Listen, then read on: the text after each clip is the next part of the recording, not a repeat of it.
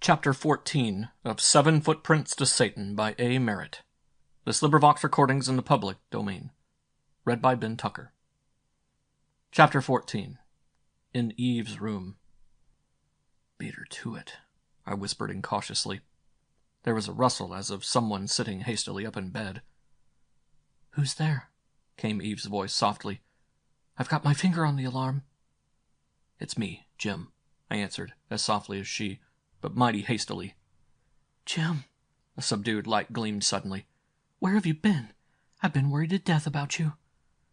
Eve was leaning forward from her pillows, brown eyes wide and luminous, silken mop of her hair a bit tousled. She looked like a wakeful little girl who had been exasperatedly pulling it. She was also the prettiest thing I had ever seen. Every time I looked at Eve, she seemed prettier. I wondered where she was going to stop. She had on some sort of lacy pink negligee. All the rest of my life I knew my heart would beat faster whenever I saw a lacy pink negligee, even when it was only in a shop window. She slipped out of bed, ran straight to me, and kissed me. It was so pleasant that I entirely forgot everything else.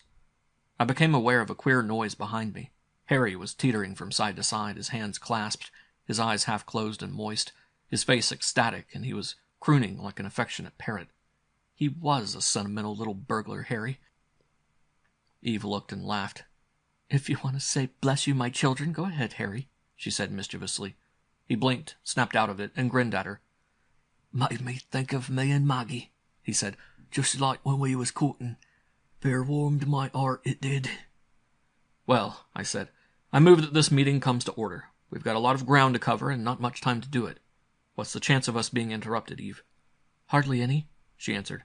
"Frankly, everybody does as they like about having room parties, so everybody is extraordinarily discreet about visiting without an invitation. On the other hand, Jim, you're the one person it wouldn't do to have found here. Our aversion to each other has been so marked, darling, you know. Satan would be bound to hear about it, and the second he did—" She didn't have to finish the sentence. I had a very clear idea of what Satan would do. "It would be hard to explain Barker, too," she added. "How about it, Harry?" I asked him. "Likely to be any calls for you? Any awkward searching parties?" "Not unless something big goes wrong," he said. "If they look for me in my room, I can't say I was working somewhere else. Satan won't be hunting me, that's certain." "Well," I said, "we have to take some chances, but we'll talk low and in the dark." Eve stepped over and put out the lamp. She drew aside the heavy curtains from one of the windows. A faint light filtered in from the moon hidden behind a hazy sky. Barker and I moved the chaise lounge to a shadowed corner. The three of us sat down upon it. We talked, not the slightest use of setting down a word of it. We got nowhere. A few schemes gleamed brightly for an instant, and then went glimmering like will-o'-the-wisps. The spell of what I had beheld in Satan's unholy shrine was heavy on me, try as I would to throw it off. I had to fight a sense of futility. We were like 3 flies in a web of the Temple of the Footsteps. If we got out of one, it was only to find ourselves in another. But steadily, Eve's warm, soft body pressing against mine, her courage, her trust, armed me against the devastating sapping of my confidence. There was a way. There must be a way. More than an hour had passed, and we had found not a solitary clue to it, and Barker had been growing fidgety, nervously abstracted. "What's the matter, Harry?" I asked him at last. "I'm uneasy, sir," he said. "I don't know why, but I have a feeling something's wrong somewhere." It struck me as funny. "You're devilish well right there is," I couldn't help chuckling. "It's what we've been giving all this time trying to write." "No," he said soberly. I'm unusually uneasy, and I'm never that way unless something's horrible wrong. Captain, I think we better call it a night and get back." I hesitated. As I say, we had gotten nowhere. At any moment, one of us might get a flash that would open up a way out. Truth was, of course, I didn't want to leave Eve, but there was no denying the little man's distress, and if he should go and not be able to return, well, then I would be in a pretty fix. I hadn't the slightest idea of where my room was or how to get to it. "We've decided a lot of things won't do," said Eve. "It sounds Pollyanna-ish, I know, but it really is some progress. The day may bring new ideas. We'll meet again tonight." "All right," I said. "We'll go, Harry." By the involuntary breath of relief he drew, I realized how troubled he was. Eve slipped to the windows and let drop the curtains.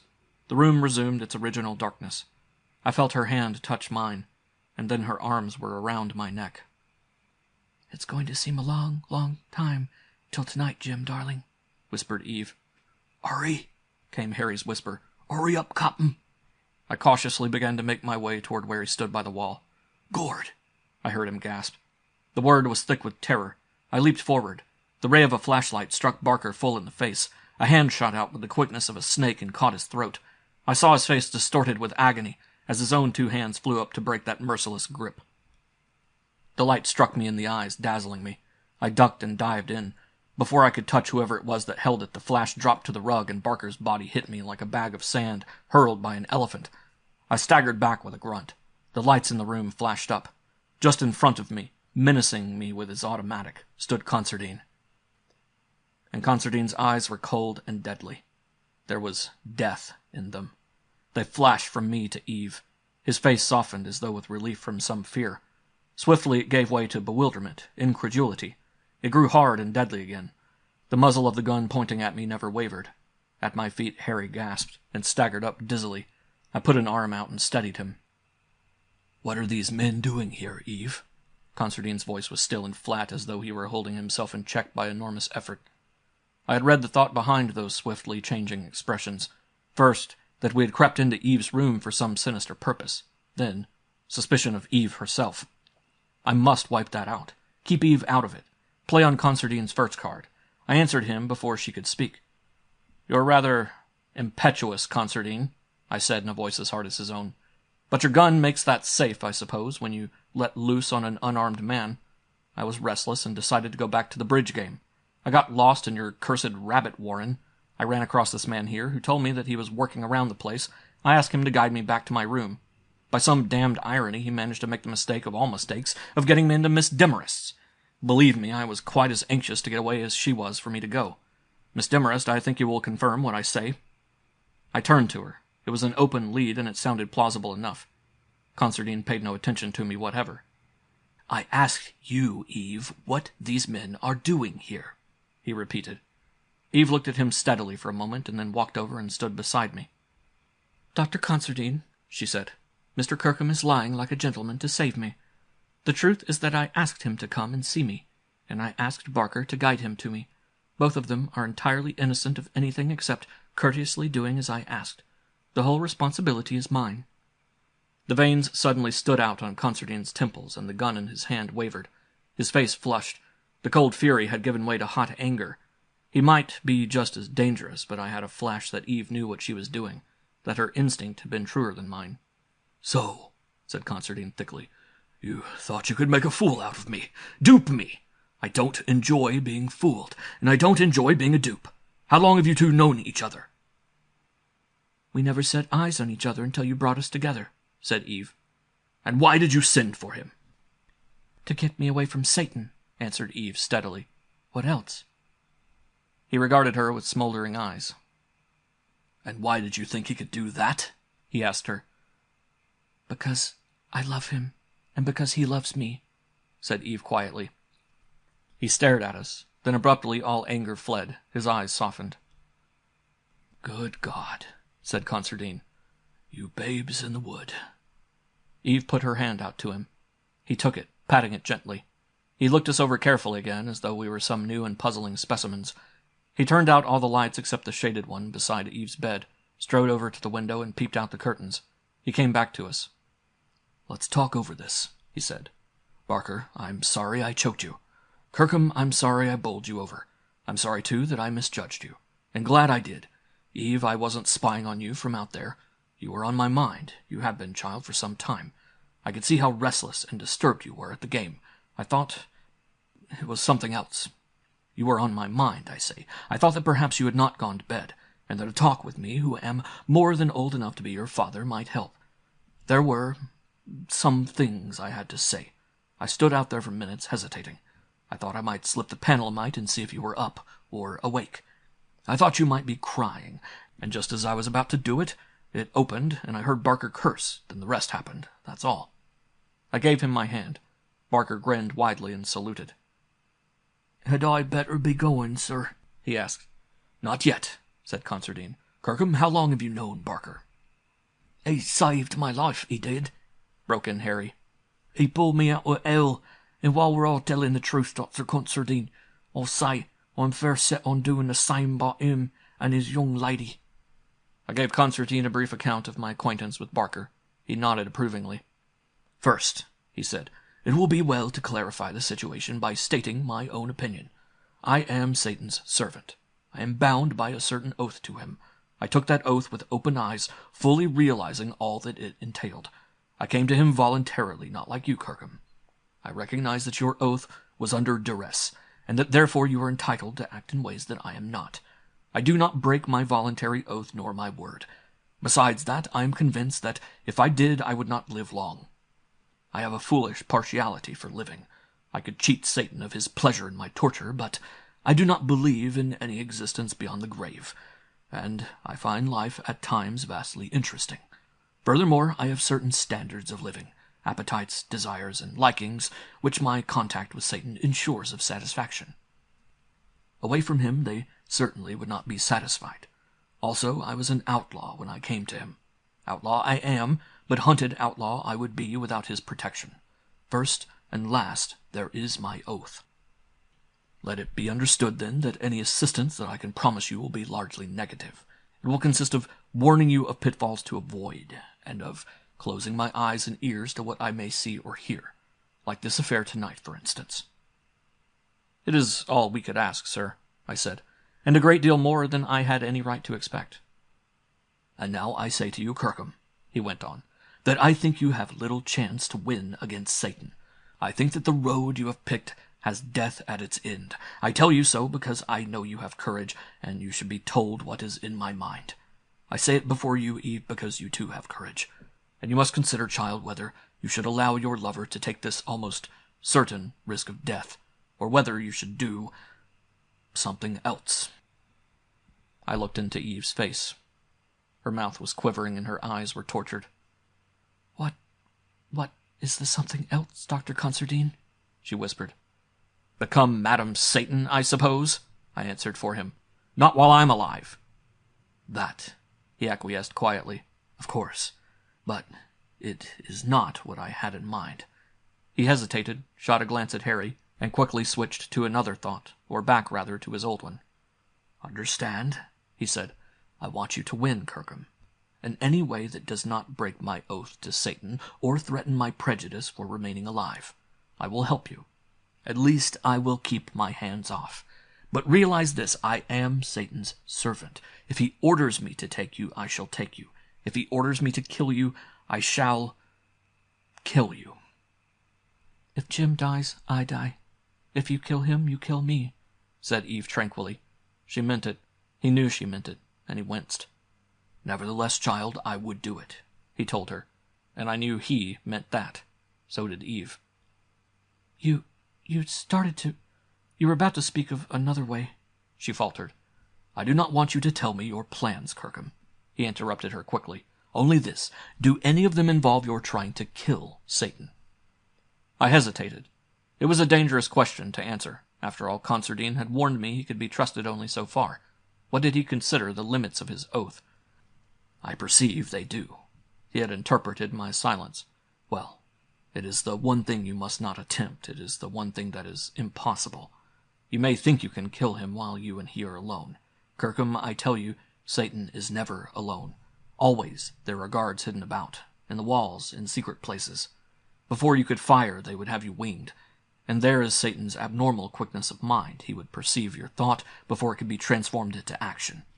If you tried it while others were about, they would have you down before you could fire a second shot, assuming that you managed to get in a first one. And Satan has an unhuman vitality. I do not believe one bullet or two could kill him any more than they could kill an elephant. The real point, however, is that you would never get the chance." Well, Considine did not know everything, that was clear. With that stone in the wall of the slaver's hall up half an inch instead of a quarter, and a rifle poking through the crack, I would not have given much for Satan's survival, assuming, of course, that basically he was human. "Furthermore," he went on almost as an answer to my thought, "suppose you did perform what I believe the impossible, kill him. Still, there could be no escape for you. Better to be slain at once. There is not a place on earth where you could hide from the vengeance of his people. For it is not only by fear that Satan rules. Far from it. As he has told you, he pays his servants well. His continuance means ease, luxury, safety, power, most of the things of life for which man commonly strives, to more people than you can imagine. Satan has his splendid side as well as his dark one, and his people are scattered over all the globe. Many of them are more highly placed than you as yet can dream. Is it not so, Eve? It is so, she said, and the trouble in her eyes grew. Satan's throne does not rest upon the backs of cringing slaves, he said. As always, he has his princes and his legions. To sum up, I do not believe you can kill him. If you try and fail, you die, horribly, and Eve is not saved. If you did kill him, you die as inevitably. Eve would be saved from him, yes, but will she have her freedom at such a price? No, no, cried Eve, and stood in front of me, arms outstretched, despair in her face. Considine, I said abruptly, why does Satan hide his hands when the climbers go up the steps? What's that? What do you mean? He stared at me. I've seen him on the black throne 3 times, I said. Twice with Cartwright, once with myself. He pulls the lever, and then he hides his hands under the robe. What does he do with them, Considine? Are you hinting that the steps are a crooked game? That's absurd, Kirkham. His voice was amused, but I saw his strong hands clench. I'm hinting nothing, I answered. I wonder. You must have seen many go up those steps. Have you ever seen Satan's hands in the open while they were mounting? Think back, Considine.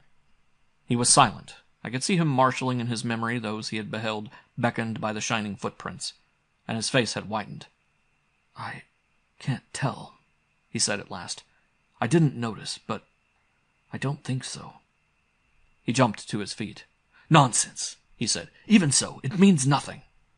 I was shooting in the dark. No, not quite.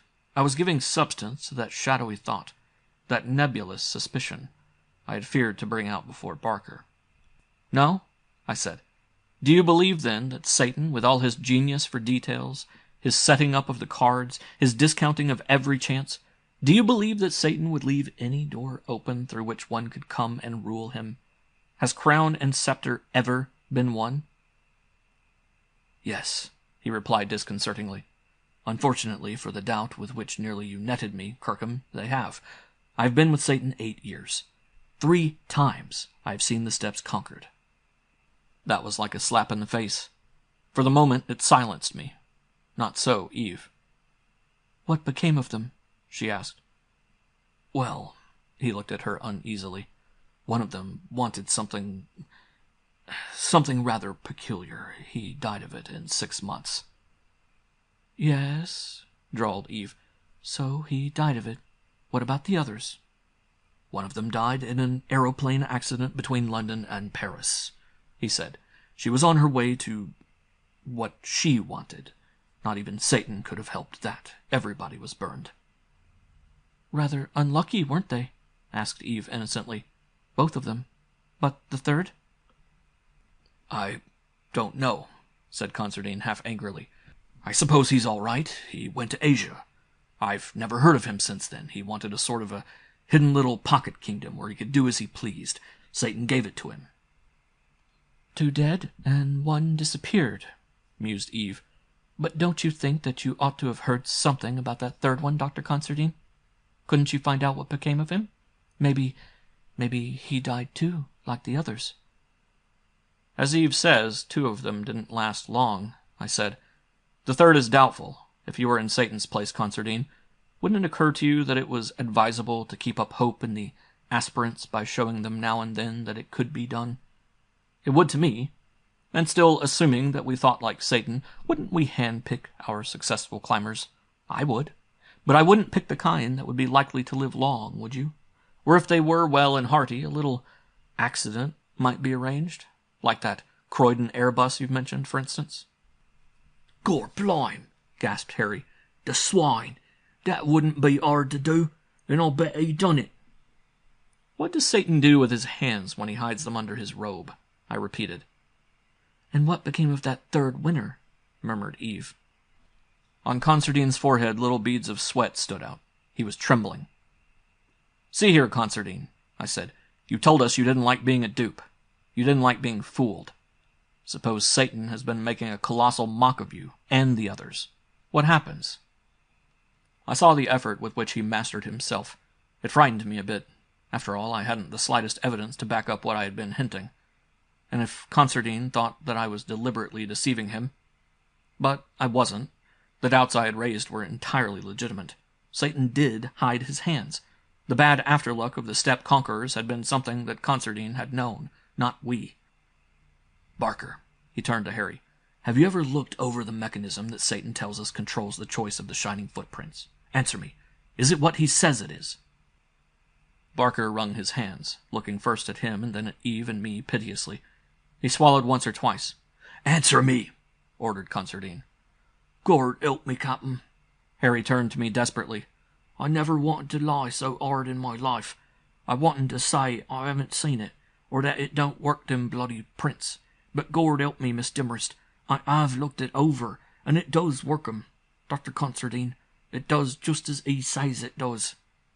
Well, that was that. It knocked apparently my theories clean through the vanishing point. For a moment I had hoped that the little man would be diplomatic, say at least that he didn't know. But I could not deny him his right to tell the truth, if he felt like it. "That's all right, Harry," I said cheerfully. "What we're looking for is the truth, and what you say settles everything, I suppose." "I'd like to have lied, Captain," he half whimpered, "but, hell, I couldn't." Concertine, I suddenly noticed, was behaving rather oddly. He did not seem at all like one whose faith in Satan had been impregnably reinforced. He seemed indeed more disturbed than ever. "Barker," he said, "you'd better go now. I will see Captain Kirkham back to his room." Harry slid over to one of the walls. He bowed to us miserably. A panel opened, and he was gone. Concertine turned to us. "Now, Eve," he said, "I'll tell you what brought me here tonight. I told you that you've been on my mind. So you have. Damnably. I wanted to save you from Satan. I had a way to suggest. I stole the idea from Shakespeare. You remember the stratagem by which the honest friar schemed to get Juliet to her Romeo, and cheat their respective warring families, their Satan innocents?" "The draft that would make her appear to be dead," whispered Eve. "Exactly," nodded Concertine. "It was something like that which I was about to propose to you, to treat you, from my medical knowledge, in such a way that the health and beauty and spirit which makes you so desirable to Satan would fade, temporarily. To put you in such condition as obviously to make impossible, at least in the near future, his personal plans for you, and to keep you in that condition until he had found a substitute for his paternal impulses, or something else happened. There was risk to it, certainly, great risk to you, Eve. The waiting might be too long. I might not be able to restore to you what I had taken from you. Yet you might have preferred that risk to the certainty of Satan's arms. I was going to let you decide." "Was going to?" repeated Eve breathlessly. "Of course I'll take the risk. Oh, Dr. Concertine, it seems like the way out." "Does it?" asked he grimly. "I think not, now. The original scheme from which I stole my idea came to grief, you remember, because of Romeo. Well, I was reckoning without Romeo. I didn't know that there was one." I don't quite get that," said Eve. "Child," he took her hands, "are you willing to give up your lover? Never see him, never meet him, never communicate with him, not for weeks or months, but for years? Kill your love for him, or live on, starving upon memories?" "No," answered Eve directly, and shook her curly head. "And even if you persuaded her to, Concertine, what do you think I would be doing?" The bare suggestion stirred in me resentment and stubborn anger. "Fold my hands and turn my eyes heavenward and meekly murmur, 'Thy will be done'? Not me!" "I'm persuading no one, Kirkham," he replied quietly. "I'm only pointing out that it's the only way the thing could be done. If I did to Eve what I have described, what would happen?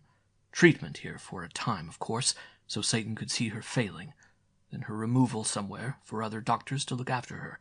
Her symptoms could not be feigned. They would have to be real. The medical fraternity is not wholly represented by me in Satan's entourage. He has some highly placed specialists among his dependents." And if he had not, he could call them in, and would, unless at the very outset he was persuaded that her condition would inevitably mean a faulty maternity, weakness in offspring.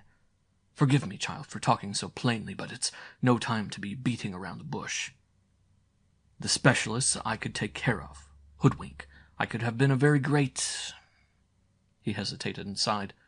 Well, no matter. But Satan has set his will on you, Eve. He will not lightly give up his purpose. If it were only as a woman that he desired you, it would not be so difficult, but you are more than that to him. Far more. You are to be the bearer of his child. Not upon my word alone, much as he trusts my judgment, would he relinquish you as unfit. He would have to be convinced beyond all doubt, and therein lies the danger to you and possibly death. He paused, looked pityingly into her troubled eyes. Too great a risk, I said. I'll try my way first, Considine. Enter Romeo. He smiled faintly. You'll have to, Kirkham. You've made the other impossible. You think that life would be worthless without Eve, I take it? I don't think it. I know it, I answered. And you feel the same way about Jim? Yes, she said softly. But to save his life... It wouldn't, said Considine. I know men and women. No matter what you made up your mind to do, Eve, he would be working and planning to get you away. Nor are you exactly the kind to sit down, as he expresses it, with meekly folded hands. He would be trapped sooner or later. It might very likely follow that the trick would be discovered. Then I would have to give up my foolish prejudice for living. I won't take the chance of that. But assume that you do escape, together. You would be two hares, running around the world with the hounds constantly at your heels. Satan's hounds always on the move, always with his threat hanging over you. Would such a life be worth living? There might be a child. Be sure that Satan's vengeance would not spare it. I repeat, would such a life be worth living? No, I said. And Eve drew a deep breath and shook her head. What can we do? She whispered. Considine strode once across the room and back. He stood before me, and I saw that again the veins in his forehead were standing out like cords, and that his gray eyes were hard and cold as steel. He tapped me thrice on the breast with his clenched fist. Find out what Satan does with his hands when he hides them, he said. He turned from us, plainly not trusting himself to speak further. Eve was staring at him, wondering, even as I, at the intensity of his rage that was shaking him. Come, Kirkham. He had mastered himself. He ran his fingers through Eve's bob, ruffling it caressingly. Babes in the wood, he repeated. He walked to the panel slowly, considerately. Tonight, I whispered to Eve. Her arms were around my neck, her lips pressed to mine. Jim, dear, she whispered, and let me go. I looked back as I passed through the opening. She was standing as I had left her, hands stretched out to me, eyes wide and wistful. She was like a lonely little child, afraid to go to bed. I felt a deeper twinge at my heart, a strengthening of resolve. The panel closed. In silence I followed Considine as he led me to my room. He entered with me and stood for a moment staring at me somberly. Quite suddenly I felt dog-tired. I hope you sleep better tonight than I shall, said Considine abruptly. He was gone. I was too tired to wonder what he had meant by that. I managed to get out of my clothes and was asleep before I could draw the bed covers over me. End of chapter 14.